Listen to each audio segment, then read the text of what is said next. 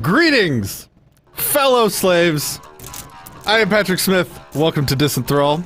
Today, we're going to be having a very special episode in which we try out... Well, we'll save it. We have a special guest on the show today. His name is Ethics.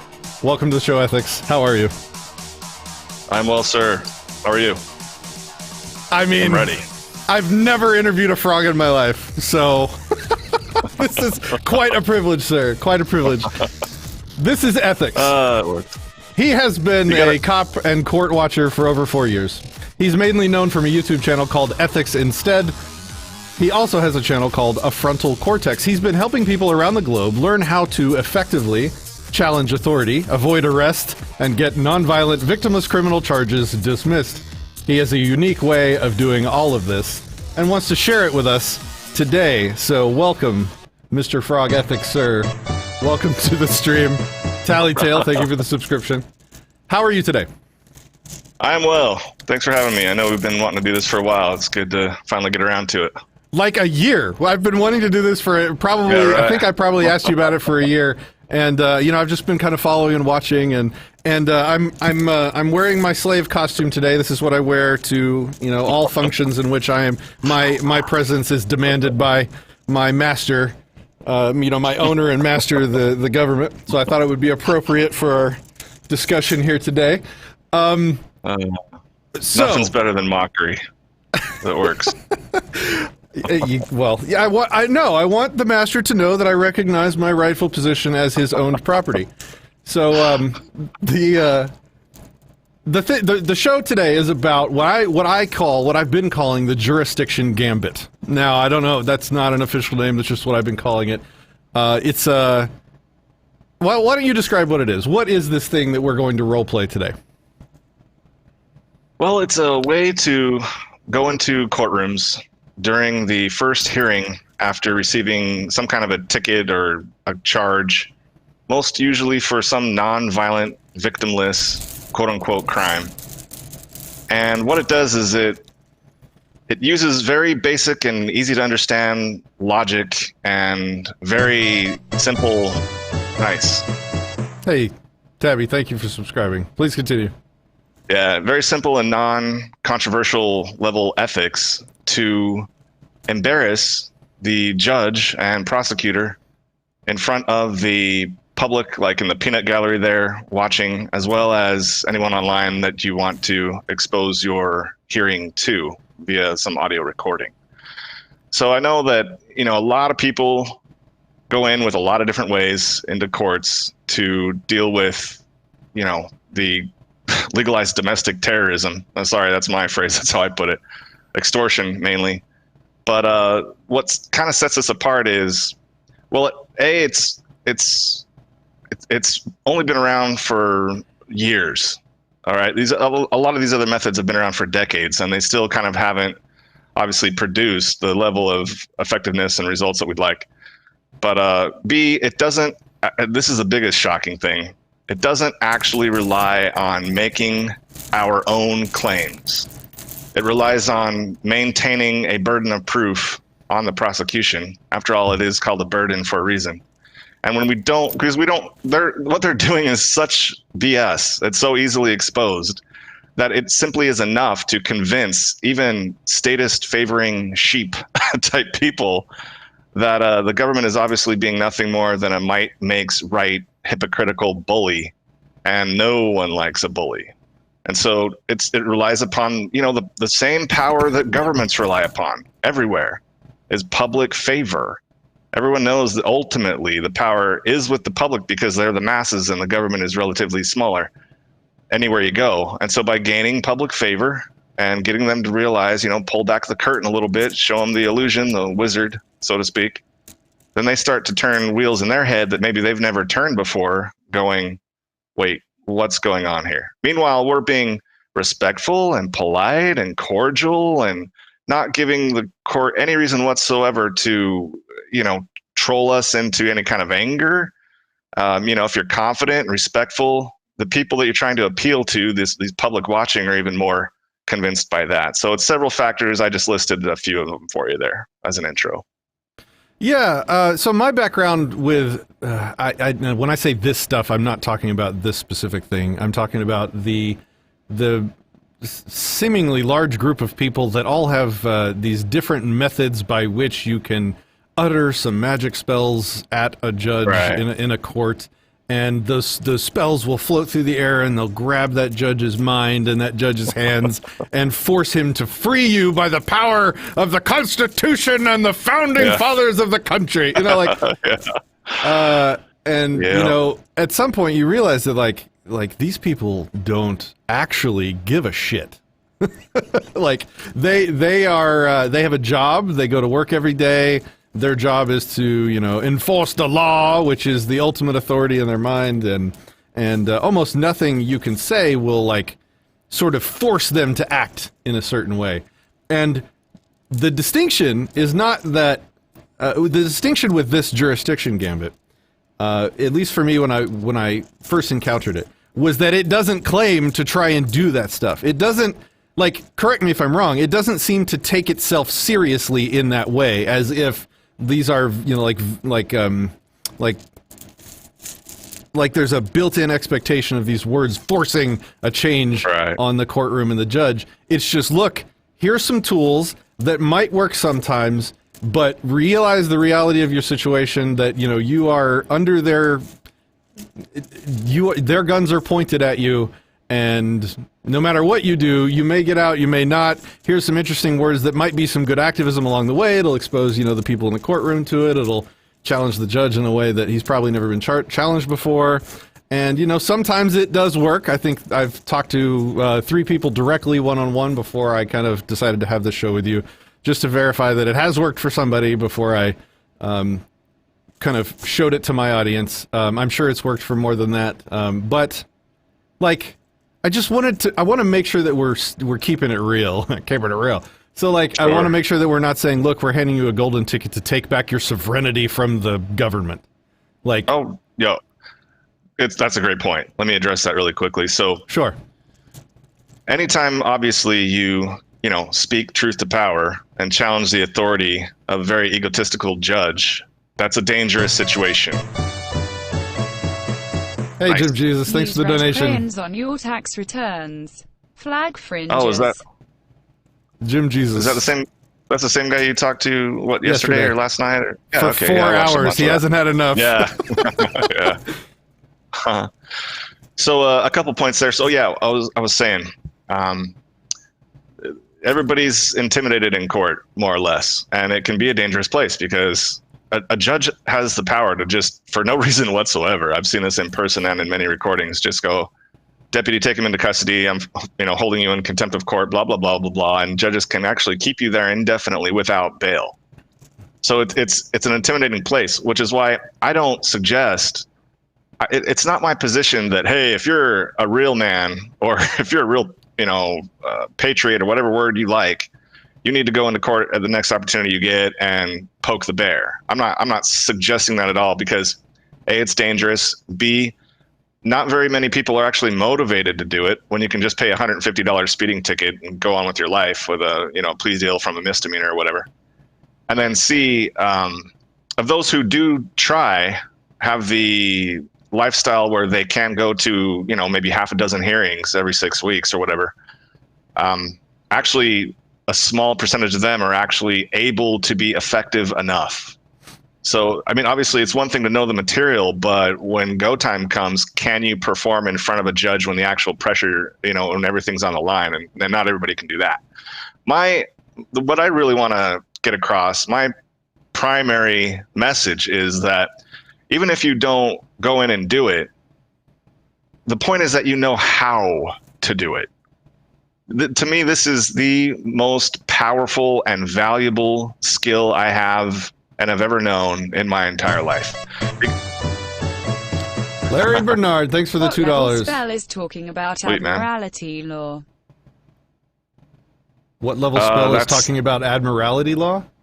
It's admiralty law, and that has to do with traditionally over the open oceans, and that's why like captains are in charge of the ship, and that's kind of that's a component of ancient forms of law. Now this steps outside of common law and natural law. It doesn't deny that. It simply wants to use the power of public pressure and therefore political pressure to bend the court's will to yours instead of you bending your will to theirs. What was I wrapping up on there? Oh, knowing how to do this, even if you never go in and use it. If you know how to verbally defend yourself against an American judge in an American courtroom, all other situations you may find yourself in life are a piece of cake by comparison. Whether it's a family member or a coworker or someone in your little group or community or someone you want to debate for whatever reason. If you know how to defend yourself against the judge, and primarily we use the socratic method of investigation, which is just another like the scientific method of investigation. It just uses clarifying questions instead of hypothesis and experiments. But it's all a search for the truth, for logical and ethical consistency. So yeah, that's the point, is to just know how to do it. I'm not saying everybody needs to go in there and put themselves at risk. And then secondly, to address your other point, yes, there are, and I've talked to all of them at some point, many of these.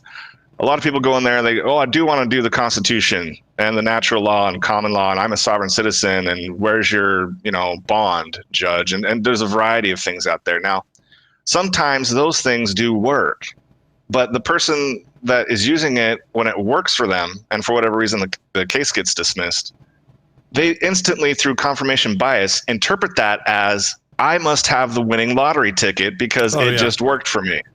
Yeah. And unfortunately, what they're actually drawing upon is the same source that I'm talking about right now, which is they just happen to be able to get and garner enough public pressure on that judge.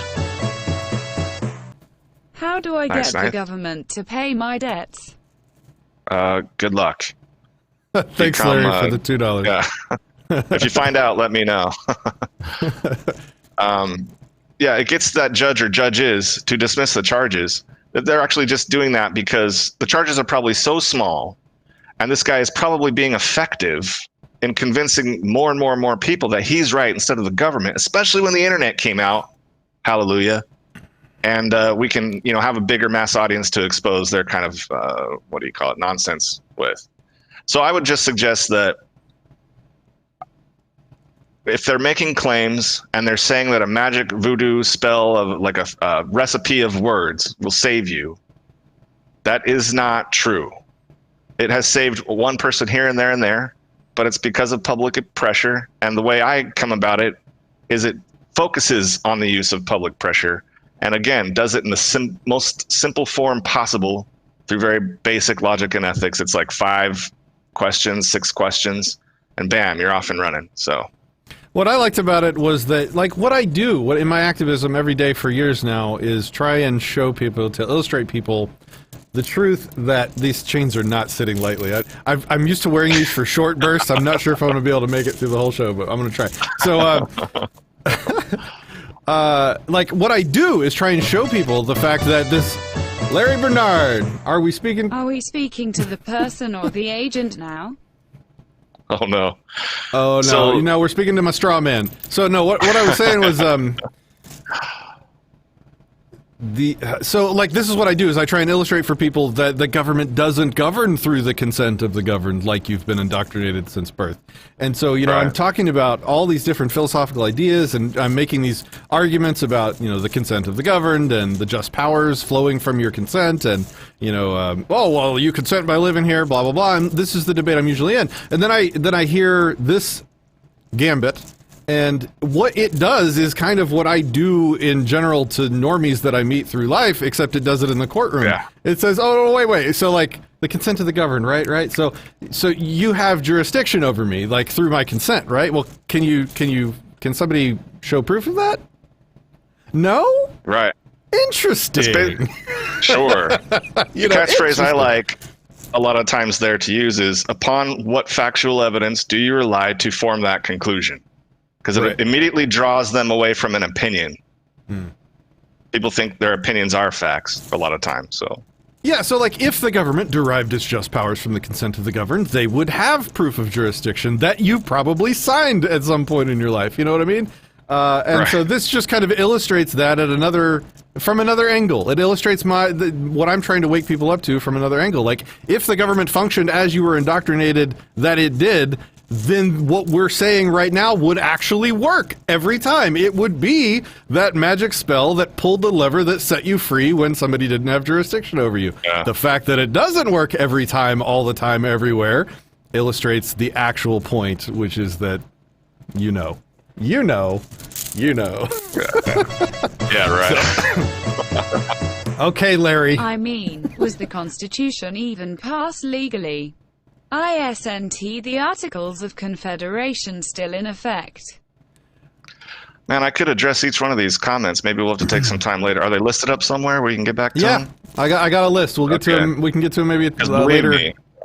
Believe me, I've got answers for any and all of those, and they do use the kind of basic logic and ethics I'm talking about, so that would be cool. But Spooner made the case that like the largest percent of the population that could have consented to the Constitution at the time it was signed was like 10%. At most, that's the most people that could have. Like, women couldn't vote, people that didn't own land couldn't vote. You know, there are all sorts of people that had no say. So how can you say anyway? We're digressing. So the point of the show today is role play. I would hope that ethics here will play the judge for us, and I will play the slave, and I will attempt to use what I've learned with the jurisdiction gambit to kind of illustrate for you guys how this works, and ethics will correct me when and where I go wrong, and I'm sure that this will turn into a great discussion. So, are you down with that, ethics? Yeah, I'm down with that. Do you want to mention the few clarifications ahead of time and then go into a role play? Because I don't know, if we just go into the role play, they're going to hear you ask one question and the next one and the next one, but maybe not have an idea of how it all ties together, because they're all interdependent. Well, you know what, you teach this stuff, so however you think people will learn most from this is how we should do it. So yeah, because it doesn't take very long. It doesn't take very long, and it makes it so clear. Okay. Even to people who disagree right now, it makes it so clear. Now, before I begin, there's one thing I wanted to mention, and that is a lot of people who object to this basically say your jurisdictional challenge is nonsensical. It's so blatantly obvious that we have jurisdiction that to challenge it makes no sense at all, and we do because, the Constitution or statutes and codes, and whether or not you agree with it, this is life, and you're just living in your own fantasy, and that's not how it goes down. My response to that is the government does agree with me that jurisdiction is important and relevant and matters and should be legitimized and just. After all, they are claiming to have a legit legal system and equality under the law and real justice and things like this. So obviously, what goes hand in hand with daddy government? Daddy's military. And in daddy's military, they have their own separate justice system, the UCMJ. And if you were to go into that UCMJ and say, hey, does the prosecution provide any factual evidence regarding this element of jurisdiction? They jump up and say, yes, absolutely. Here is the documents that you signed upon entry to military service that you agreed. You gave your consent willingly ahead of time that you will comport to these rules under the UCMJ. And if you break them, you'll be punished as such. Also, international courts, war crimes, crimes against humanity, address jurisdiction. So to just brush off jurisdiction as if it doesn't even matter, you're totally ignoring the fact that the government hypocritically does validate it itself if you're coming from the government's position. So just wanted to throw that out there first real quick about that. Yeah. Now going into the role play here. So there's a basic formula of clarifications, and there's, like I said, 5 or 6. Now, this has been developed over several years, but there's definitely a base, safe, 5 or 6 that I'd like to have people memorize before they come to me wanting to role play. Now, I've added kind of my own at the front, and it is a simple question of, hey, judge, good morning, whatever you want to do. I hate to say judge and be nice to them, but it's how you get the sheep to go along with you. Oh, he's Mr. Respectful. He's cool. How am I able to gather a recording of today's proceedings? Is it audio? Is it video? Is it a transcript? How do I get a recording of these events? And the reason why I start with that is because I want to introduce the idea to his or her head that I want the recording, and there must be a reason, but I'm not going to give you the reason. But instantly their initial interpretation instinctively is, uh-oh, this guy might want to hold me accountable for my actions, or it is possible that I'll be held accountable for my actions. Great. Now, it automatically lets them know that this is not one of those scenarios where you can just do and say whatever the heck you want, because that's so common with everyone else. You immediately put it on notice that I'm not one of those people. And it's a very simple and polite question. He may have a recording, he may not. I won't go into too much detail, but let's begin. So the first one would be, am I presumed innocent? Now, who listening to this now or in the future would disagree that people should not be presumed innocent, right? That's how obvious that is. Am I presumed innocent? And by the way, all these clarifications are based on, catch-22 questions. They're all trappy. Not only are they linked together, as you'll see, but they are basically, they're screwed if they answer yes, and they're screwed if they answer no, and they're screwed if they don't answer yes or no, because all of these require a simple yes or no. Now, let me set it up with one other statement, because people are like, well, you just walk into a courtroom and start with that? Not necessarily. We have this tactic that makes it even nicer. Hey, good morning, Judge. Are these proceedings going to be recorded? Okay, figure that out. And he'll go, Mr. So-and-so, state name for the record. These are the charges X, Y, and Z, point 223. The maximum punishment is, 30 days in jail or $500 fine or whatever it is. How do you plea? Because they call this an arraignment. An arraignment is to get the plea settled and the lawyer issue settled. So they start with the plea issue. How do you plea? And our intro is something that's super casual. Well, Judge, I fully intend to plead guilty here today and pay the fine and leave. In fact, I have all the documentation I need to do so, except maybe one or two pieces of information. And that's what I've come here to collect, and I'm going to plead guilty and pay and leave. Okay, that's great. Now, it's really for the prosecutor, but before I begin, just to make sure, am I presumed innocent of these charges here today? And of course he's going to say yes, because it's such a softball pitch. I've never heard a judge say no to that, right? So you're automatically starting off with a yes. Okay, great. And I won't go into detail about why a fair and meaningful hearing is so important, but believe me, it's got a ton of precedent, and no judge is going to deny that. Next one was, do I have a right to be informed of the cause and nature of the charges and proceedings here today? Now, that's straight up out of the Bill of Rights. I believe it's the 4th Amendment, to be informed of the cause and nature of the charges and allegations or proceedings against you, something like that. And so because that's right out of the Bill of Rights, and they supposedly have given some oath to protect and defend the Constitution, then that's another softball question, okay? Now that there's so much information in there, do I have the right to be informed of the cause? That's everything that's previously happened to the present moment, and nature, that is everything that's happening right now, of the... Sweet, man. I mean, what is the Code Napoleon in Louisiana? I love to see your channel get supported like this, man. That's awesome. Yeah, thank you, Larry. Appreciate it. Of the cause and nature of the charges, that's all the documentation and evidence that's been compiled by the prosecutor and submitted as a case to prosecute to the court. And proceedings, which is what this is right now, this meeting, this arraignment. So do I have a right to be informed of the cause and nature, the past and present, of what caused this, of all the evidence, and the nature of this proceeding? You're going to get a yes there. Okay. I started with the presumed innocent, didn't I? I should have started with the fair and meaningful hearing. Did I dork that up? You did. No, you got it. I dorked it up. Did. So it's fair and meaningful hearing, then to be informed of the cause and nature. And the third one is, am I presumed innocent? And these are all softballs. You're still getting yes, yes, yes. Okay. Am I presumed innocent of every element? Now, this is the first one where strangers to this don't know what the heck I'm talking about.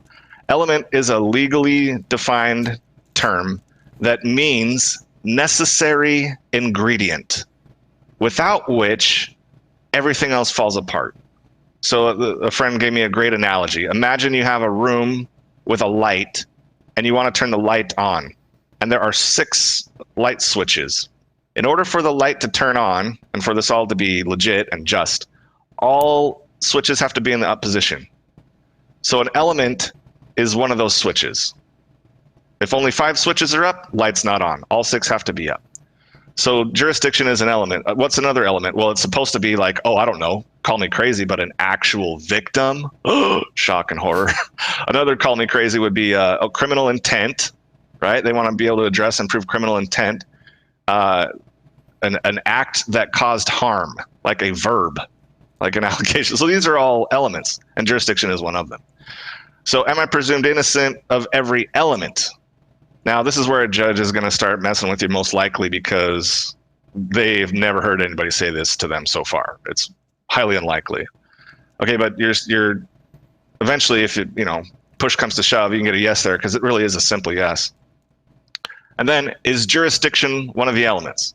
So follow with me here. Am I presumed innocent? Am I presumed innocent of every element? Is jurisdiction one of the elements?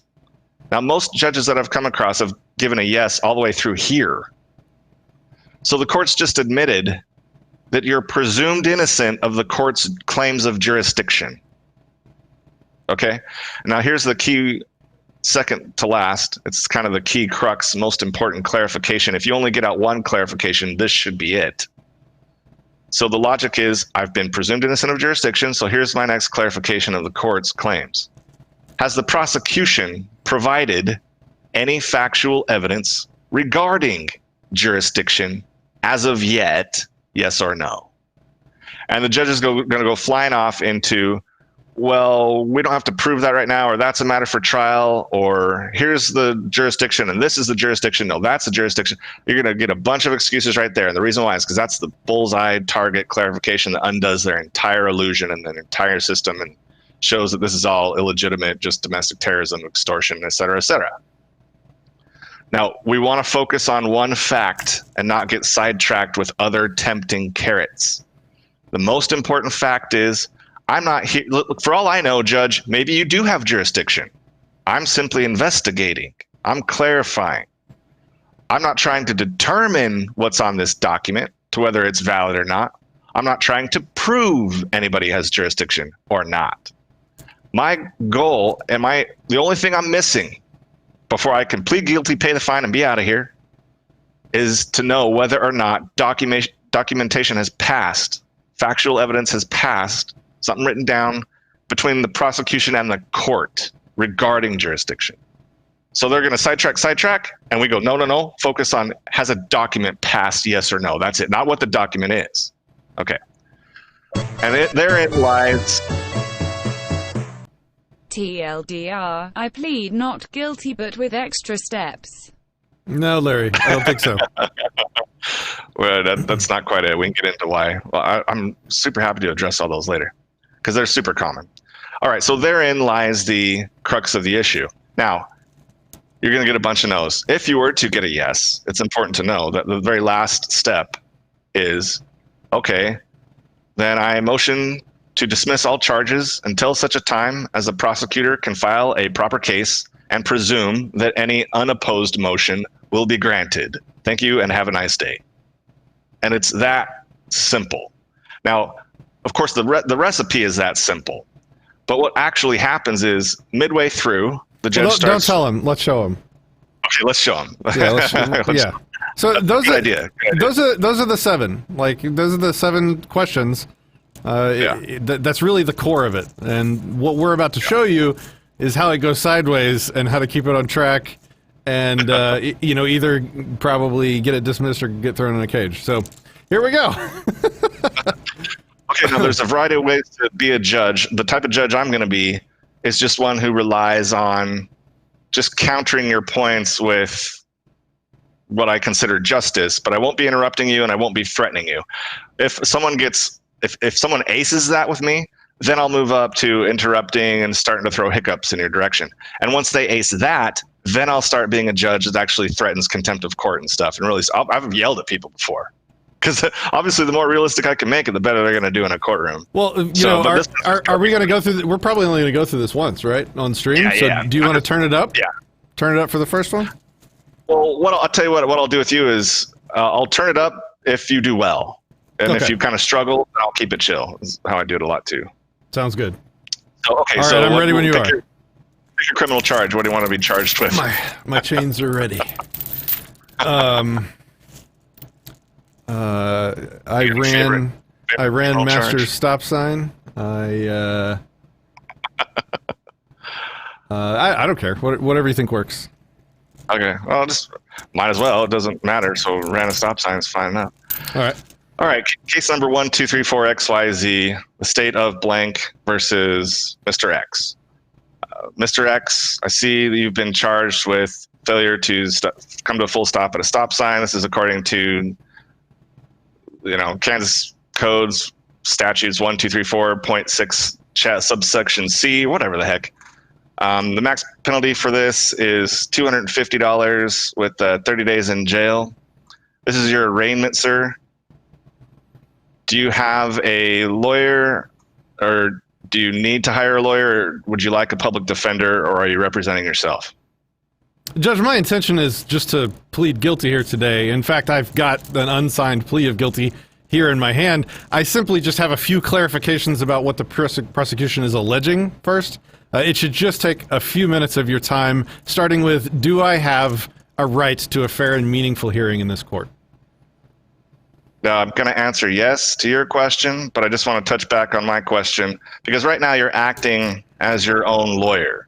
Is that how you wish to proceed, as your own lawyer? I'm not. I mean, I'm shopping for a lawyer. I don't need the court to appoint me one, but I don't know how to shop for a lawyer until I've been informed on the cause and nature of this hearing. I bet if you ask me again after I've had these clarifications, I'll have an answer for you. So do I have my next question is, do I have a right to be informed of the cause and nature of the charges and proceedings against me here today? Yes, you do. Oh, that's so good. That's great, Judge. Thank you. Am I presumed innocent? Everyone who comes before my court is presumed innocent, yes. I know. I just had to ask. So, but am I presumed innocent of every element? Well, what do you mean by element? Well, I would happily defer to your superior knowledge as a judge of the court to know, the legal definition of element over mine. So if anybody should be defining element, it would be you, Judge. Am I presumed innocent of every element? See, you took good notes, because I just need your crowd to know that you're spitting out mad good answers. Most people don't.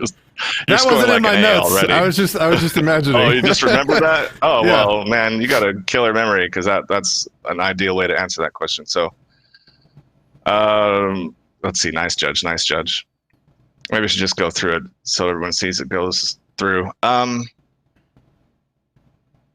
I presumed innocent of every element? You're presumed innocent of the elements in regards to the applicability of the state of blank's charges against you. I'm sorry, Judge. I'm a layman. If you could just tell me, there are many elements, I'm sure. Am I presumed innocent of all of them? Yeah, I mean, I already understand that I'm presumed innocent. I'm just clarifying that I am, in fact, presumed innocent of all of them. Is that true? It depends on what exactly you're charged with. Some charges, yes, some charges, no. And this is why it's beneficial to have a lawyer. And that's why I'm going to ask you again as to whether or not you would like to have a lawyer, or would you like to represent yourself. And the reason why, sir, is because it's my job to protect your rights, whether or not you know what they are. And I sense that you might be getting into some murky legal waters, as you have just admitted you're a layperson and all. Are you sure you don't want to address the issue of, if you want to represent yourself, or if you'd like, I can schedule this hearing for 6 weeks from now, and then you'll have plenty of time to shop for the lawyer. And I'll even have Mr. Prosecutor Y over here hand you what documents they have regarding the criminal charges so that you can take them to your lawyer. Do you find that acceptable, sir? Judge, I really appreciate you looking out for my rights. Without people like you, we'd be in a lot of trouble. So it's important to me, so I understand that maybe not all elements apply to all charges. So maybe you can tell me, is jurisdiction one of the elements that would apply in this case? Yes. And am I presumed innocent of jurisdiction?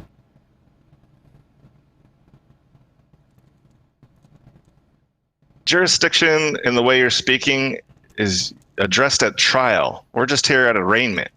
I'm just here to get your look. You can have your day in court if you want to address that at trial. That's fine. But in order to get to a trial, you'd have to enter a plea of not guilty. You can enter not guilty, guilty, or no contest. How would you like to plead? Judge, please understand, I am not asking for any determination process whatsoever. I'm not here for a trial. I have an unsigned plea of guilty right here in my hand on this piece of paper, ready to go. I'm just gathering evidence. I'm making sure I understand the cause and nature of the proceedings against me here today, which you say I have a right to. So am I presumed innocent of jurisdiction? Dude, you're doing well at this. You're doing well. We've only done this, 3 times or so? I mean, that's really good right there. You're transitioning right back. You're getting them to admit what they previously admitted. If I was, in Discord role playing with someone, they'd be, getting 5 stars here. Okay.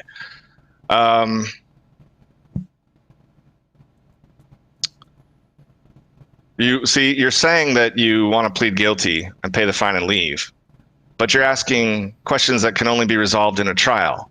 So you can't have your cake and eat it too.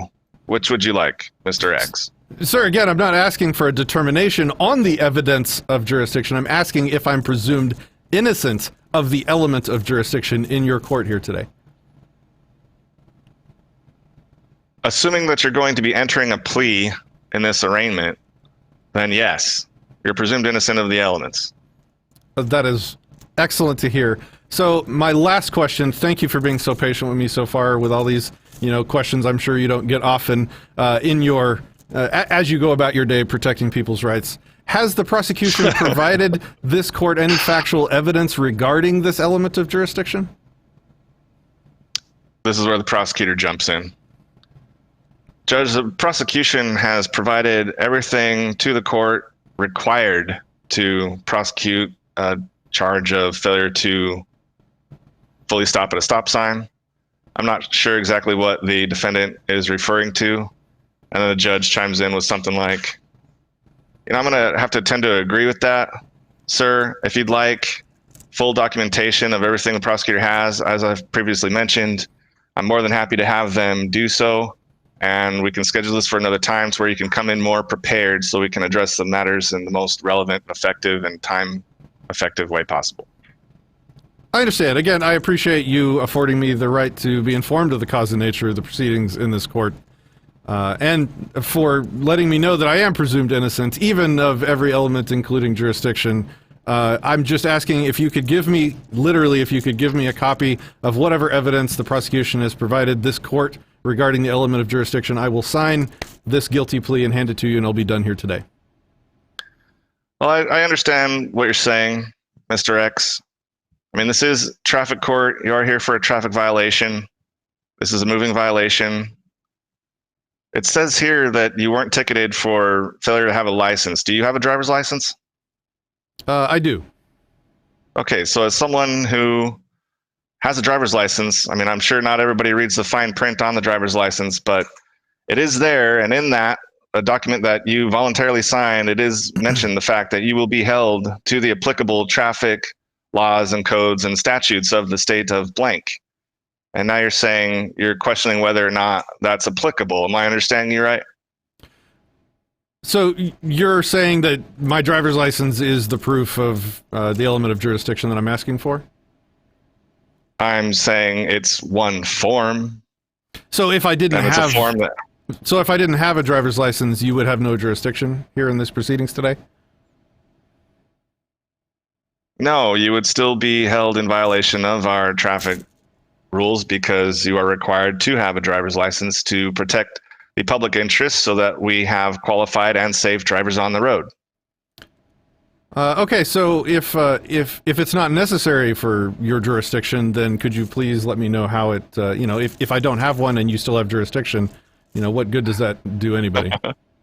Okay, the prosecutor is going to jump in here and rescue, quote unquote, the judge, because the judge is getting pinned down with your most excellent clarifications of the bullshit I'm slinging.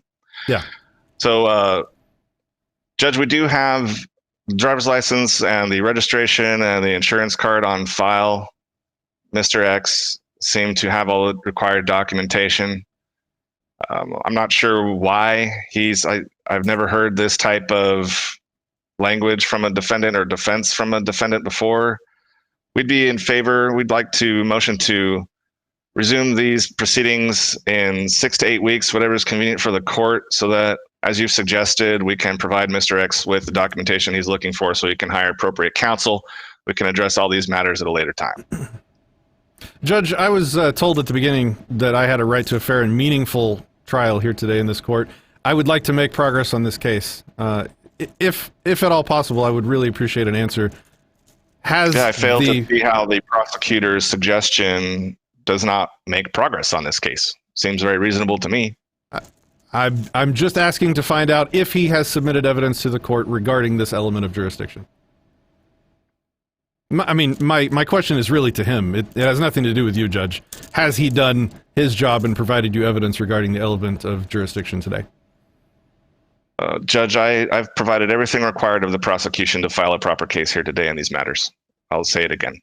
Judge, so if I could just get a copy of the evidence that he specifically submitted regarding the element of jurisdiction, I'll sign this guilty plea and we'll be done. Okay.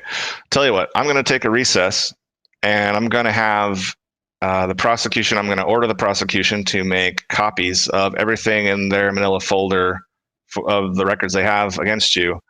And I don't know, how long do you think that'll take, prosecutor? About half hour to 45 minutes, Judge. I can have an assistant here do it, no problem. Okay, great. We're going to go on recess until then. Let me get a few more of these cases knocked out, and then I'll call you back to the stand, and we'll go from there. Thank you for your diligence, Judge. All right, next case. So I'm cool with you allowing that break to go through because you're still going to be able to burn them when you come back. And it's kind of, for you to fight at that point, right now, you've got a great image with the public watching. I mean, a lot of people would go, oh, no, he's kissing their butt. He's kissing their butt. Dude, it's not kissing their butt if you're kicking their butt, right? And they know it and you know it, but the public doesn't know it, but they're coming on to it because you're giving them no chance whatsoever to be threatening or intimidating or, oh, I want one word out of you and I'm going to throw you in jail. Like, you've been so nice and everything. The public wouldn't like that at all. And they, believe me, they know this. They're aware of this. So I really like that about it. I mean, I kind of threw a bunch more hurdles in your way because obviously you were doing very, very well. I'm trying to also make it realistic. The judge isn't going to just let you coast through, right? Yeah. I mean, he's going to fight you right there on if that document has been provided big time. Right. Yeah. But if eventually you get through that's the crux of the whole issue. Yeah, absolutely. Yeah, of course. But again, if you do get through that, then it's one thing left. Just motion for all charges to be dismissed until such time as file a proper case and presume any unopposed motion will be granted. Thank you. Have a nice day. And that's pretty much the gist of it. Now, see, I call this role-playing game. It's a lot like poker. There's this saying about Texas Hold'em. It takes 5 minutes to learn, but a lifetime to master. Mm-hmm. So you can learn the script here and kind of get some basics down, but it takes a bit more time to, like what we're doing. You practice, and so you learn.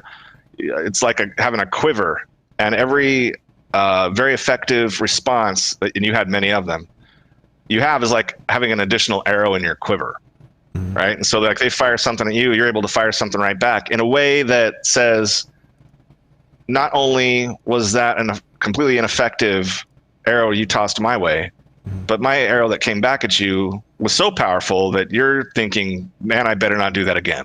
Because he just embarrassed me with my own nonsense. And you do that 3 times in a row, that's kind of when things happen like, we're done here, unplanned recess, bang, and they run off the bench. But I guarantee you in the instance that we just had, like, that judge isn't just waiting for the prosecutor. They're going back there, and you're not going to get the presiding head honcho circuit level judge. You're going to get some district level peon traffic court judge. They're going to go back in their office and make phone calls, be like, oh, I got this going on. What should I do, to their superiors or whatever. So just a little behind the scene type stuff, but that's in essence it, man. I mean, but I just want your viewers to know that you did a lot better than the average beginner. And that's totally fine for the average beginner to come in and not do very well at all. Yeah. Because there are a few standard canned responses like, well, you have a driver's license, don't you? Well, if I didn't have a driver's license, would this court presume to still have jurisdiction over me? You know, just like you used. Just little things like that. So yeah, and I have 2 pages of notes that I've collected over the past year that I've been looking into this. Like, you know, when people bring me these systems, like we talked about in the beginning, you know, at first I'm very skeptical, and I'll give it a little bit of attention just to see where it goes. and I'll continue down a line of thinking until I find the problem. And in this case, because it doesn't take itself seriously, kind of like what we talked about in the beginning, like we know going in that, at the end of the day, you're either going to get off, you're going to be thrown in a cage, or, maybe you just pay the ticket and go about the rest of your life. But this is illustrate, like this would be great for making like YouTube content. Like if you were recording your time in the courtroom, this would be fantastic to use to illustrate to people. It's like the other people in the court and to people that might watch the recording, like this element of jurisdiction, which they themselves sort of admit that you're innocent of and is important. Well, they don't have that. Well, what does that mean for everybody else in the room? Like, what does that mean they don't have jurisdiction? What do you mean the government doesn't have jurisdiction? Oh, go ahead. Sorry. No, go ahead. Well, I was just going to say, and to any naysayers who are kind of like, well, that's not abracadabra words either. That doesn't work every time either. It's like, you're right, it doesn't. But it's like this. A sword is only as useful as the wielder. Mm-hmm. Right. And so people are at different skill levels and they have different lives. Maybe they have to take a plea deal. Maybe they can only do this for 3 months, but they can't any longer because they're missing too much work and it costs money and the ticket only costs $250. There's a variety of reasons out there. There was something else I was going to mention too. It'll come to me. Go ahead. What else were you talking about? Oh, no, that's fine. So, are we kind of done with the role play, or was there anything else that you think we needed to do with that to illustrate any points? I mean, I think it was just fine, like perfect intro. I mean, if we came back from recess, it would just be more of the same. But I basically threw up 5 to 7 roadblocks in your way. You cleared them. I mean, all it is just using basic logic and, God forbid, ethics to expose to the public listening that this guy's being personally reasonable, rational, respectful, and I'm able to follow his words. Mm-hmm. He's not losing me in legal jargon and trying to sound impressive and all that. Mm-hmm. And yet, if the court does anything other than what they're supposed to, according to what they claim they're supposed to be doing, then they get this question mark in their head of, wait a minute, what is going on here? And I've never heard a guy come into court and believe there's so many times I've turned around and you see everybody's eyes like pie-eyed, like my frog eyes right now, looking right back at you. Nobody's saying a word. They're like, he's not scared. He's not intimidated. What does he know that I don't? And why isn't the prosecutor saying a word at all? They just don't dare talk. Why is the judge getting pissed off? This guy's being nice. Why is the judge interrupting him? He won't even let him speak an English sentence to completion.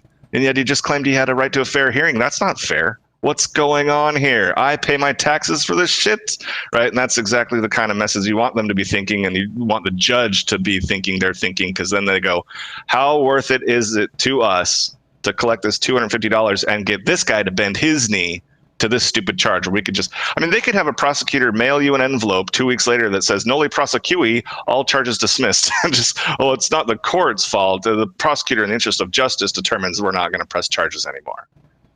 So there's a million different ways to get around it. I remember the thing I was going to mention, but I forgot. So you mentioned, court recordings and everything. Yep. So in that channel you mentioned earlier, prefrontal cortex, that's my oldest one. I've had it for 4.5 years now. And when I was going through all my hearings, I had like 3 cases going on at the same time at one point. I did, in fact, record all of my recordings. Now, unfortunately, the quality isn't great because I'm having to hide a recorder on my person, and it's, sometimes in my pocket, and I was going through a learning process, but you can clearly make everything out. You mentioned, court record. Yeah, sorry, go ahead. Oh, no, no worries. And so if someone wants to listen to live court recordings, they can do that. There's also, I've got it down to playlists too, so you can search by playlist. And then there's also other people's recordings that we do commentary on. So like play the actual court hearing, pause, comment on what happened so everybody learns, play, pause, comment type of format. So that does exist if people are interested. I mean, yeah. So guys, while we're chatting, if you have any questions for us or challenges or disagreements, now's the time. Drop them in chat. So just a couple things. We had one viewer say that his friend tried it, and the judge just basically tore him apart and just cock-blocked him hard. Yeah. That's super common. That's the most common result. And the reason why is, unfortunately, okay, so of all the people I've had approach me, who found my channel and then found me on Discord and then approached me, probably 80% of them have a court date within a week. And they've known about it for 2 months. And because people don't really take action until the last minute because there's so much procrastination out there, that's just not enough time. So what I typically do is, hey, look, if you want to learn and do this seriously, you've got to commit to it. And I can buy you time. We're going to go into the first hearing. I'm going to tell you what to say so that you'll get an automatic extension. Almost all courts will give you 1 automatic extension when requested. That'll give you 6 to 8 weeks. Then we can hit it. And they have to memorize. All they have to do is memorize the script and practice role play. And because they'll make so many mistakes, and because that's the fastest way to learn, that's how they get on track the quickest. And then they can go in and do it. And then it's always, like I mentioned earlier, do they have the stones to pull it off under pressure? Because some don't. They've never been public speaking before. And oh, by the way, the courtroom is set up in a very manipulative fashion to maximize the pressure on that person in the podium. And they're in the middle. Their back is to all the strangers. They know they're in front of this person. The judge is on an elevated wooden throne. There's armed guards on each side, probably a series of clerks. This is all being recorded. It's over the microphone. Everybody's got to dress up. So there's a lot of reasons why that happens, but I wouldn't get discouraged just because somebody went in and dorked it up. I guarantee you they were not prepared. They're nervous. What's the number one factor that gets rid of nervous anxiety? Preparation. Yeah, practice. If you're prepared, you're confident. If you're confident, you're good. Yeah, role plays like this help a lot for sure. Yeah, we can get you to a place. Yeah, you take time out of your life to, like, on his Discord server, guys. He takes time out of his life. Seems like once a week or so, he'll drop in voice chat and do these role plays with people. That's it's busier. It's busier sometimes than others, but if anybody who comes in and is super dedicated, like if you're going, man, I got a court hearing in 2 days, it's like, okay, how much time and energy are you willing to invest in this? If you're like, I realize its value, I realize that I'll be able to apply it to every aspect of my life, not just the speeding ticket. I want to know how to use civil discourse and the Socratic method of investigation to stand on truth and be able to show through the other person's own words and claims that they're not being consistent and therefore not credible and shouldn't be followed. I see the value. I want to learn this. Anybody who comes to me like that, I will bend over backwards for free to get them on board. It's just that unfortunately it's kind of rare. Most people come in and they want the recipe. They want the confirmation bias that they don't live in an evil empire, that the Constitution is totally good, that daddy government does protect them, that every dollar they've given to taxes wasn't totally wasted and spent toward their own oppression. These are just a lot of complexities in people who actually want to resist. As you will know, most people don't want to resist. They just plead guilty, pay the fine, right? Yeah, they don't even go to trial. Larry Bernard dropping truth bombs in chat. He says, I mean, you're a frog. Courts don't have jurisdiction over frogs. Case dismissed. So let's go through some of these comments and see if they trigger any thoughts on your end. Yeah, cool. Finian says, last time I went to court for a ticket, the judge didn't even show up. You couldn't even argue your case. They just declared we owed our ticket amount. Well, I mean, literally they do what they want. I've heard of it. I've heard of it. I've heard of no judge and just a prosecutor. I've heard of no judge, no prosecutor, just the clerk. Yeah. I've heard of them trying to gain your acceptance of jurisdiction through a form they require you to sign before you can even step into the courtroom. And if you don't step into the courtroom, you can get a warrant for your arrest. There are all kinds of tricks of the trade. They're trying all over the slave. Checkmate. Yeah, right. Yep. Yeah, I mean, what percentage? Yeah. What percentage of the pop? Go ahead. We're cutting each other. What percentage of the population takes the plea deal? It's like 97. Yeah. Right. It reminds me of this court case where this chick was like, it was a custody battle, and the mom didn't want her kid vaccinated, and I guess the dad did or whatever. And so the court, rather than just order like the dad to have custody of the kid and get the kid vaccinated, rather than just ordering that to happen, the judge ordered the mom to sign a consent form to get vaccinated. It's like, wait. You're ordering her on pain of, contempt of court, jail, whatever, threat, to sign a consent form. Like, that's not how consent works. See, that in and of itself, like a signature implies consent, voluntary consent. So to order somebody to do something voluntarily... Yeah, you can't force somebody to sign like the contract is not valid if there's a gun pointed at your head, right? Anyway, we're gonna have sex while I rape you. and sign this consent form. Yeah, right. One thing has consent and the other one doesn't. That's hilarious. All right. Yeah, let's see. So, Gensuri P says, so basically it's banking on a low fine being less valuable than the support of the public. Therefore, all that matters is if you come across respectable and likable to the jury. Well, if it should come to the jury, I mean, that's a whole nother ball of wax, but to the public watching, I mean, look, when I go to court, I want to apply maximum pressure, right? And maximum pressure is applied through YouTube.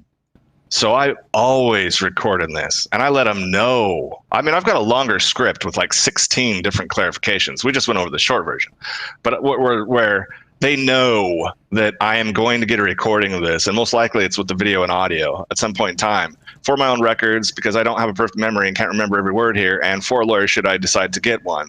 But I want to make sure everybody's acting fully professional and accountable for their actions. You drop that in there and they know, oh, this is 1 in 10,000. Uh-oh, I better bring my A game with this person. And that you need to put them on notice right then and there. So it's not just the people behind you, although that does matter. It's them knowing, and even like the court's ordered me twice under threat of arrest. Do not record this. Do not put this on YouTube. And then later, the prosecutor opens a hearing with, Judge, I've seen this YouTube. This guy is recording this conversation and putting them on, and they don't do anything about it. It's just a bluff. They just didn't follow through.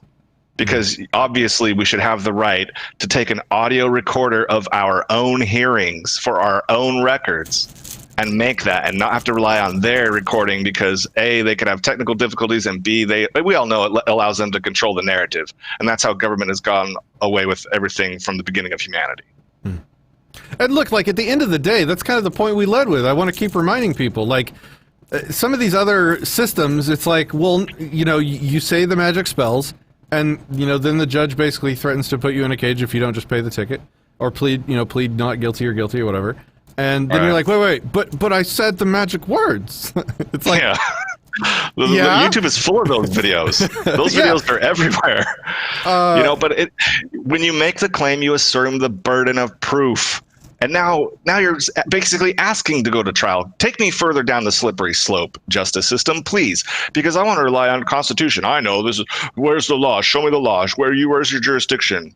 I'm a sovereign citizen. You don't control me. I admire those people. Don't get me wrong. I'm not insulting them. I mean, before I found what I do now, I was going to go into court with something about common law and the Constitution. So it's just, they're just lacking the information. But that's why it works. Don't assume the burden. It's just that it's that point where you go in assuming that their system, that they hold themselves to their own rules. If you go in there with that assumption, you go in there expecting that if you use their rules against them, that they'll somehow tie their own hands. And like literally, that's not how this government works. I mean, that's entirely that's what I've been screaming on this YouTube channel for years. Okay, so Landshark said a few things that might trigger some thoughts on your part, because these sound like more kind of traditional things that I hear when I bring this up. If you're traveling, don't admit to driving, then them presuming you driving is an opinion, then you can have them prove you were driving, which they can't. I've heard this stuff before. And also Larry says, I am not the person, I am an agent that represents the corporation in the name of this person. Now, just before you respond, like, this shit makes me livid. Because it's like, it's exactly what I was just talking about. It's speaking words. It's trying to use their game against them, and then expecting them to care. When my entire point is they literally don't. What are your thoughts on that?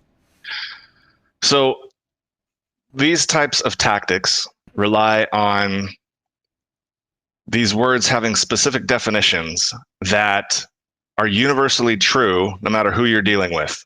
And as we all know, cops fall all over the spectrum. They're not trained in law. They're not trained in legal terminology or matters, even though they're called law enforcement. And it's a roll of the dice. You don't know which cop is going to respect that or even recognize it or have ever heard of it before. Okay. But if you want to know the true definitions of these legal terms according to them, and we don't have a problem using their dictionary, we just want to know, tell us where the goalposts are. We can beat you no matter where you put them. Okay. It's called Black's Law Dictionary. In there, you'll find definitions for things like a driver. What's a driver? What's a resident? What does the word shall mean? What does a citizen? you can find out what they believe according to their rules these things are. And what you'll be shocked to discover is that they have virtually nothing to do with the common perception of those same words. So when they use like driver, I'm sorry, to me that's just using a voodoo spell. No, go look up on YouTube videos and go see all the videos where the people mentioned, hey, I have a right to travel, as it's known, this tactic, this right to travel, which is, it's totally true. I'm not saying it's not true. I'm saying it's not nearly as effective, and I only care about effective, because even if I could tell a lie, like what I'm saying, like if they gave a shit about their own system, then some of this stuff would work a lot more often than it does. But the point is, they don't care. They're tyrants. Of course. We are in chains. That's the point. Yes. Yeah. Of course. They've had decades to prove their point that it works, and they can't get it above the tiniest levels of success.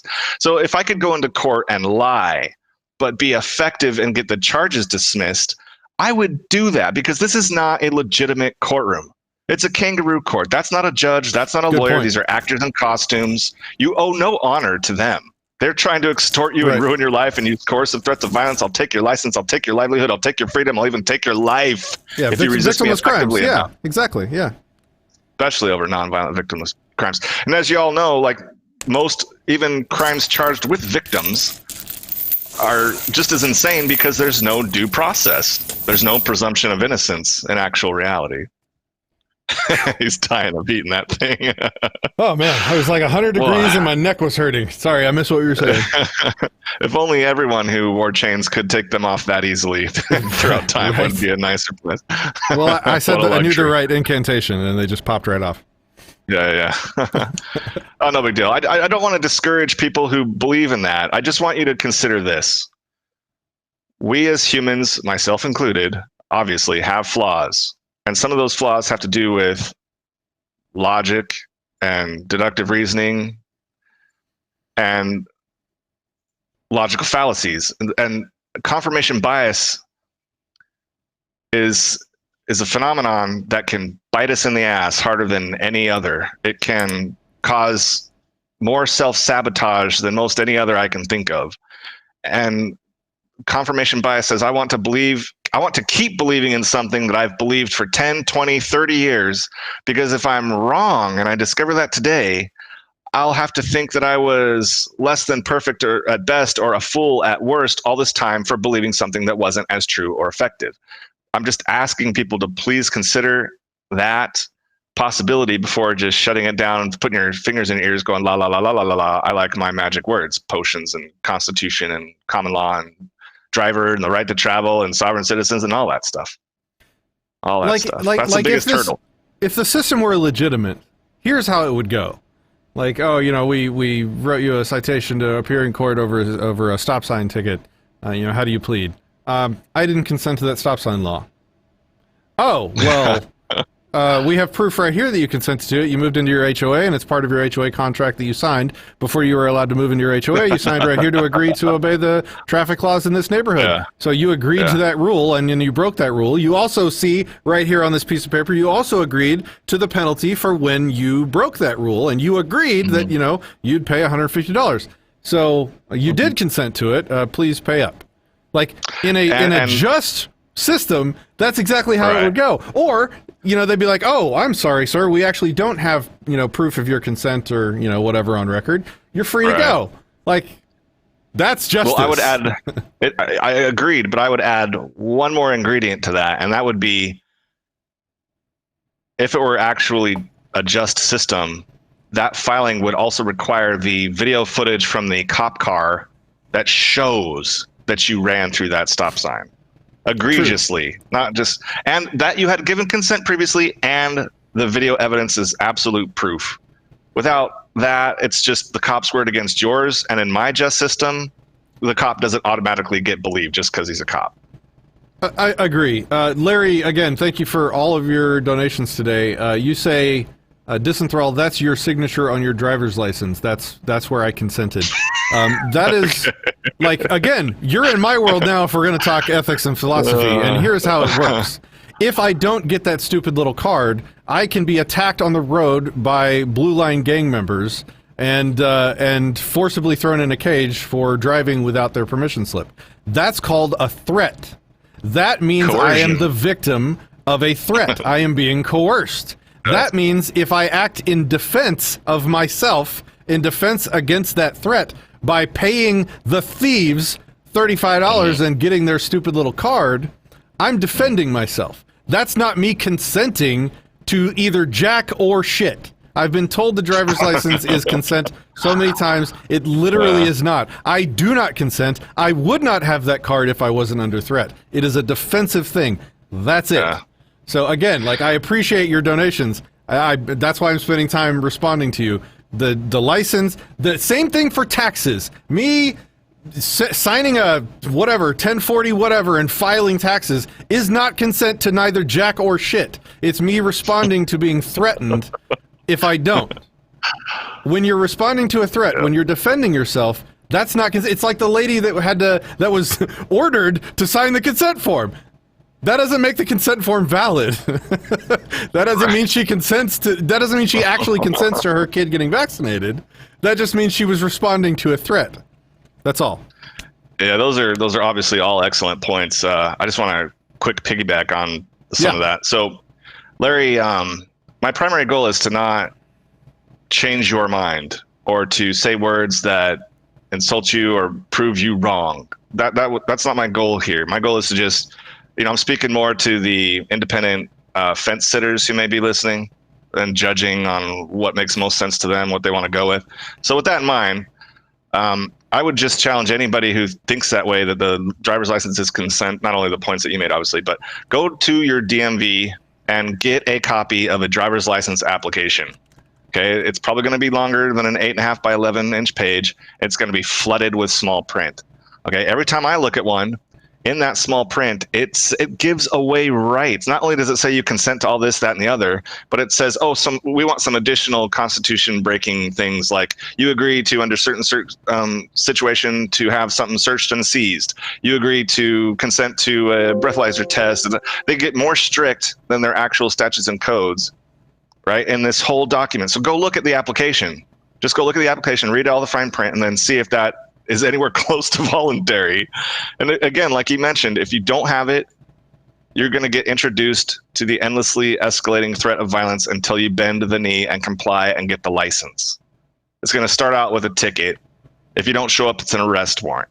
If you do show up, you're either going to pay it or they're going to waste your time over and over and over and over and over while you have to miss work, right? If you get caught driving again, they could steal your car. Now you can go to prison. Now you can use your job, your license, your relationship. So it starts out small, but it always ends up big, and their justification is a form of pragmatism, which is the opposite of ethics. Their justification is, if we don't set it up this way, people won't pay their speeding tickets because they won't have to, and then people will speed.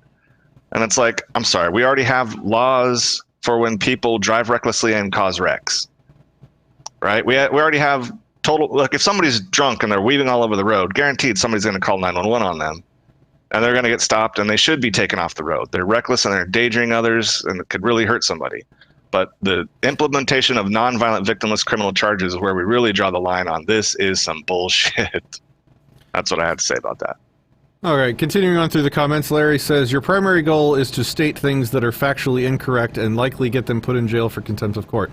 Are you talking to me? Are you saying my goal is to get people put in jail for contempt of court? Like, are you saying my goal is to like lie to people right now?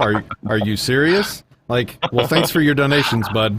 Like, are you the guy that like several months ago we had a conversation along these lines on one of the streams, and somebody got butthurt, and like there's a single downvote on most of my videos now from that guy? Like, is that you or is this somebody else? I just want to make sure. Sovereign Dirt says, has Mark Stevens received any credit for the source material? If not, here it is now. All right, I got no problem crediting Mark Stevens, but he wasn't the only one who contributed to this. Okay, the guy that taught me how to do all this was a huge player in that. It was actually a conglomeration of ideas and trial and error. A lot of the script was designed on people going to court and getting screwed over on consistently, so we made an alteration and threw it in, and what's evolved out of that is something that's damn near untouchable. If it could get any better, we would make it better. But this has just been kicking everybody's butt. So, and then further, I just want to mention about the contempt, because we didn't talk about this at all, and I'll make this super quick. We go to great lengths to prepare people on how to know exactly where that line is of when you will and will not be tossed in jail and how to dodge it. We know exactly where that line is. I have only been in contempt of court one time, and I've been giving judges shit for dozens of hearings. I've yelled at them, called them by their first name multiple times. I've given them every reason to do it, but I always knew where the line was. And anyone else can too, really, if they get good at it. I only got held in contempt because I knew I was risking it. And I judged it. What she did was so egregious that I knew it would look really good for me if she did throw me in a cage for 4 hours. And that's exactly what happened. So it was to my advantage overall in the long term. And I got all those charges kicked out. That day, the contempt and the charge I was there for originally, all dismissed. So I just wanted, my overall point was, believe me, buddy, we address that. Because it's your risk, you're taking it. If one of my peeps gets thrown in jail for contempt, I sleep like a baby at night. Because I warned them fully. You don't want to take the risk? Don't play the game. It's that simple. This isn't for everybody. Larry, I apologize if you're not the person I was talking about. Forgive me. I was directing my anger at this past person. He says that he wasn't saying I was trying to lie to people. He says that the frog was trying to lie to people. Okay. If you have anything to say on that, otherwise I'll keep reading. I'd have to get more specific. Like, Phobes donates $5 and says, Larry, "What flavor of boots do you prefer, Larry?" Okay, getting spicy with the donations. Believe me, I have attracted a horde of critics, and we're talking online, hardcore, doxing-seeking, insulting, trolling mass of critics, and some of them seem to find me anywhere. It's an unavoidable thing. You get people who are either cops, or they have loved ones that are cops, lawyers, judges. They're just so invested in the system that any attack upon it is like an attack upon their very psychological identity. And they're just NPC level thinking. No amount of logic or ethics or reason is going to break through that barrier. So I just kind of not try. And I live fine with it, because to be that way is its own punishment. I don't need to engage with them and try and prove them wrong. It's thinking that way, that unprincipled way of might makes right, is its own punishment. You're just going to get that portion. It happens all the time. Yeah, Larry, you said something I agree with. You said their line for contempt is wherever the judge decides. Yeah, 100%. That's why the system 100%. Is invalid. That's why we're trying to get rid of this government, because it's not based on consent. It's not based on any kind of objective ethical structure of consensual governance. It's just whatever the judge decides. That's the problem, and I agree with you. You nailed it. And then GL Cap says the line for contempt is wherever the judge decides that he can get away with politically. Yeah, exactly. Yep. Are you in on this? G. What? Never mind. I got my friend in the room. I think that might be him. Are you commenting on this? Oh yeah, he is. That is him. That's my buddy sitting right next to me, GL Cap. All right, but anyway, so regarding that, you can be thrown in jail for whatever the judge wants. True. However, based upon the role play that was actually pretty dang close to what could actually happen in reality that you just saw displayed here. Well, that's promising. What judge would be like, "Hey, Mr. X, I'm holding you in contempt of court with no warning, by the way. Deputy, take him into custody." Based on how respectful and non-interrupting and just polite you were. If the judge were to do this and they know this, the public would be aghast. They would be like, "What?" And so if they want to throw you in jail, they're going to try and manipulate you. They're going to try to troll you, trigger you. They're going to try to get you to shoot yourself in the foot by displaying behavior that is contempt worthy. But very, very, very, very rarely will they just, with no warning, throw you in a cage. So it's totally avoidable, is my point. There's two, again, very valid comments from Jim, Jesus, and Larry that I'll get to right after I read this. But, I didn't even get to in our role play, I didn't even get to the spicy fun parts of my notes. When the judge, threatens to throw me, in jail for contempt if I say another word, then you just, kind of be quiet and you wait for him to ask you a question and you're like, Is it safe to speak? No.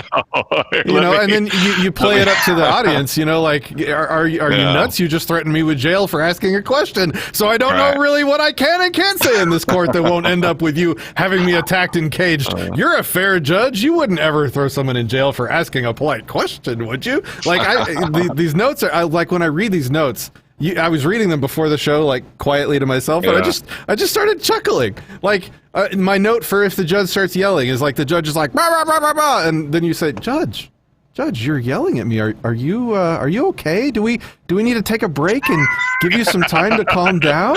Yeah, I remember that one. Like, this is good stuff. I love it. And keep in mind that not all hearings are recorded with video and or audio, but all of them at a certain level will have transcripts. Now, if a judge is yelling and screaming at you, he's trying to apply pressure that they will not have show up on a transcript. It's not like they're going to put his words all in caps with an exclamation point at the end. They don't want the judge to appear like he's yelling. So that's why we bring up that type of response, is so that on the transcript, and believe me, this is not the only example. We manipulate them too, because this is just a written word a lot of times for a reason, is to make sure that it gets out on the transcript. Judge, you're yelling at me. Why are you doing that? Do we need to take a break? It affirms to the public that you're the calm one, you're the chill one under pressure, you're rational, you're confident, and therefore far more believable and persuasive than a judge who's losing his cool and his temper under pressure. Sure, especially if there's a lot of people in the room. You know, it's probably different if you're like the only one left, and I bet they try and save you till the end if they detect that you're going to be a problem. Right. They do. Oh, that's a given. That's a given. You'll be at the end, so the room is empty, and that's where the recording and the internet come into play. I also wanted to briefly touch on what you said about the remaining silent. So, any courtroom will consider a defendant who remains silent losing, and the state winning. So they're perfectly fine with someone who remains silent. Well, let's say a judge gives you the warning: if you don't do this X, or if you do this X, say one more word, I'm going to hold you in contempt. Then we go totally silent. Don't say another word. They're going to speak, because this hearing isn't over and he has loose ends to tie up. So he's going to say something, and we still don't say a damn word. We just stare him in the face until he says something that's so obvious he wants a response from you. He's asking for a response for you. Whatever he asks for, we only respond with, is it safe to speak? And if it were me, I'd be making direct eye contact with this guy the whole time and not blinking, because the public behind you doesn't see that. But you can send a message how unafraid of you I am and your threat of a jail cell. Is it safe to speak? He's not going to say no. He's going to say, I just asked you a question. Of course it's safe to speak. Well, Judge, I don't want to be thrown in a cage for asking for one clarification from the prosecution. You civilized, fair, and balanced person, you. Right? Now, another tool is to, like, you can laugh, but not openly. Because if you openly laugh, you're disrespectful, I'm going to threaten you. And so you laugh, but then hide it. If a crack of a laugh comes out, but then you obviously hide it, that's allowed, because you're making an effort to suppress it. But the public, believe me, they know. If this guy's so confident that he's laughing, he's been successful in the past. He must know what he's doing. What does he know that I don't? Anyway, we're very careful about contempt. The two valid comments, one from Jim Jesus was, yeah, but isn't that a good reason? So, like, this is about what we were talking about, where the judge can just hold you in contempt literally whenever he wants because this law system is actually invalid. He says, yeah, but isn't that a good reason not to try this? Wouldn't you do better activism not in a jail cell, he says. And do you want to answer that first? Yeah.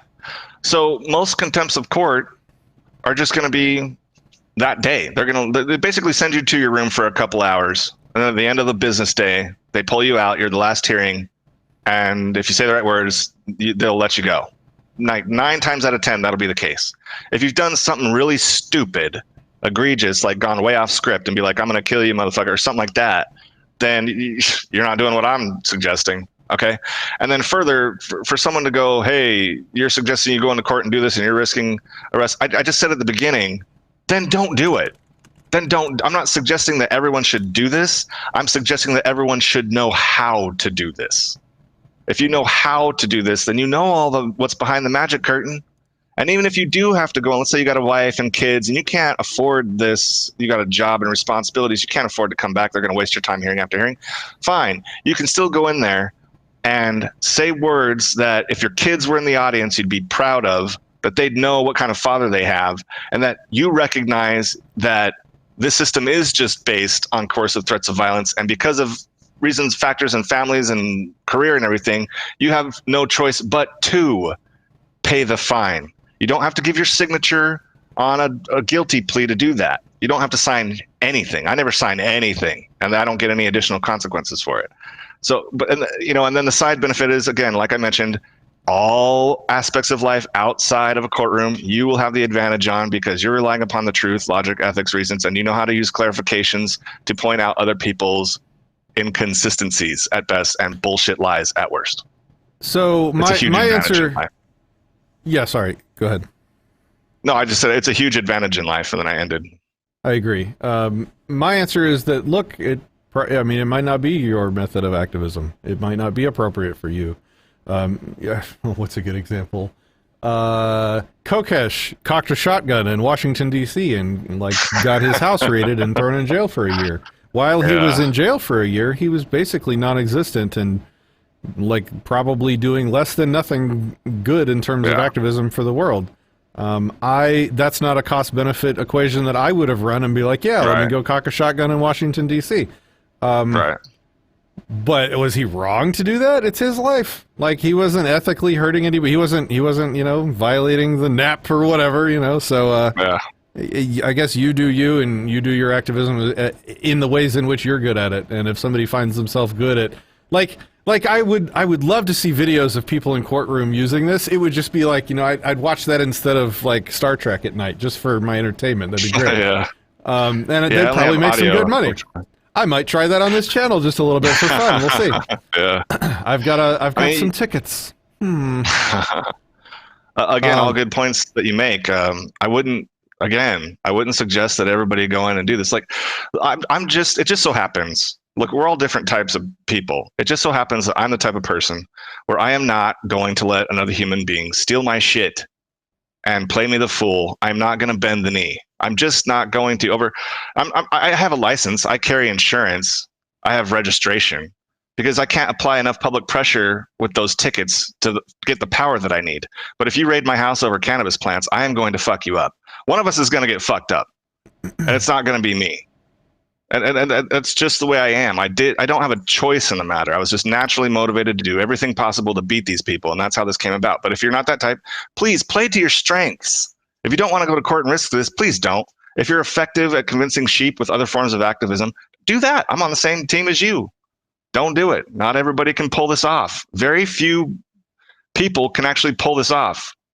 Based on my experience, I'd say it's somewhere around 10 to 20% of the people who want to and have the balls to try actually are effective in court. You have to have a higher than average running CPU. You have to be cool under pressure and comfortable speaking in public. You have to have a lifestyle that is not very coercible, where you can come to hearing after hearing after hearing. You have to be willing to put stuff on YouTube. You have to be willing to be okay with going to jail. You have to be willing to play the metagame, reading body language. You have to not be afraid of them and their consequences, because the sooner they find out that you are ultimately not afraid of them, they will quit.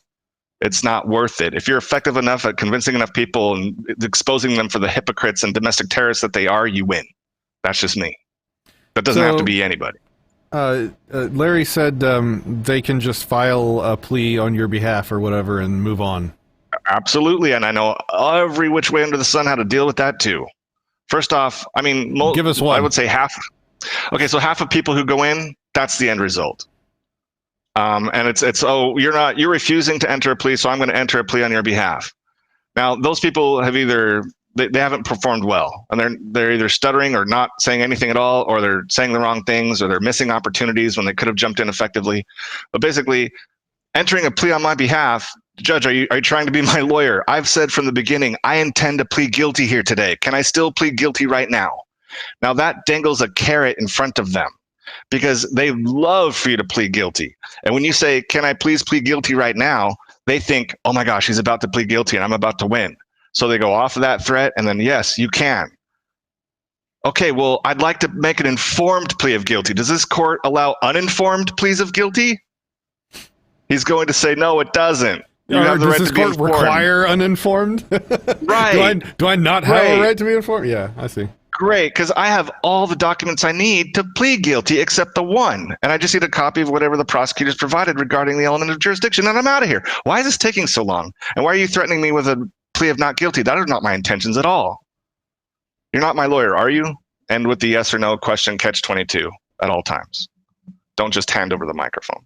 So that's one of many attempts you could do to counter that. Will they do it sometimes? Yes, but I guarantee you every time that's actually happened, the guy wasn't putting in an A performance. It might have been a B level, but it wasn't an A. Because if you do what I tell you, the chances of that happening are very unlikely. And even if it does, no problem. We file a motion to vacate the plea. It's a very common motion, vacate the plea. And you articulate why, and you put it to a higher judge, a different judge. Hey, this is why. Look at this crazy stuff this judge said. Obviously, this plea he entered is not just because of reasons X, Y, and Z. And the whole time you're applying public and political pressure along the way. Judges, when they know you're capable of applying this, they know you know how to write a motion. They know you know how to appeal to higher judges, their bosses. They know you know how to file a formal complaint with the State Commission on Judicial Conduct. They know you know how to put this stuff on YouTube and make by their first full name so that they're searchable. A judge's full name is searchable on YouTube, and then their family and friends and colleagues and everyone else gets to find out the kind of bullshit they're actually pulling in court, this quote-unquote honorable judge. It's a total package of pressure you put on them. They go, this ain't worth no $250 ticket. Dismiss these charges, prosecutor. Nudge, nudge, wink, wink. Right. All right. Last call for questions and comments, and then we will probably call it. And while we're waiting on that, I will thank you for taking the time. Like, you're one of the few people that actually take the time to go out of their way to create environments to teach people things that you think will make the world a better place. Not many people do that. And you are one of them, so thank you for that, and thank you for taking the time to come on the show today. Oh, it's my pleasure, and I don't really deserve any thanks. I'm just naturally inclined to do this, and I enjoy it. It's kind of like therapy to me, and by doing it, it stays very fresh in my mind. If I weren't doing it for 2 years, I would get rusty. I am not comfortable with getting rusty in this in the slightest, because I could get a ticket for anything and have to go to court tomorrow. Any one of us could. So it's my pleasure. So I guess what we might do is why don't we end the stream here, and Ethics, would you like to drop in the Disenthrall Discord server and talk to some of the people that have been hanging out in this video and maybe continue the conversation for a while? Yeah, for sure. In fact, if they want to go, when we're done with this fully, I would even be willing to go voice there if they want to do that. Okay, but text is fine too. What I'm thinking is I'll end the stream because we're almost at an hour and a half. Thanks everybody for watching. Big thanks for the people that donated. I really appreciate that very much. We'll keep the recording going, and then you and I can, while the recording's running, we could join Discord and just chat with people. Oh, okay. That way we kind of have the best of both worlds.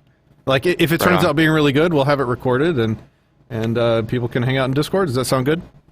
Heck yeah. Cool. All right. Hey, guys. Thanks for watching the stream, and I will catch you next time. Join us on Discord. Oh, I'll count to 10 here. The link to our Discord is on the screen at the top there. It's also, if you follow the link in the description to disenthrall.me/platforms, there's a Discord invite link there if you're not a member of the Disenthrall Discord server. The Disenthrall Discord server is an activist server towards voluntarism. The purpose of this server is to expose people to the ideas of ethics, philosophy, the non-aggression principle, and voluntarism. It is not a drama server. It's not for, the stupidity that happens on a lot of Discord servers. It's a bunch of friends and really good, genuine people that enjoy having good talks. So if that's your thing, drop by our Discord server, and we'll talk to you soon. Thanks for watching. Right on.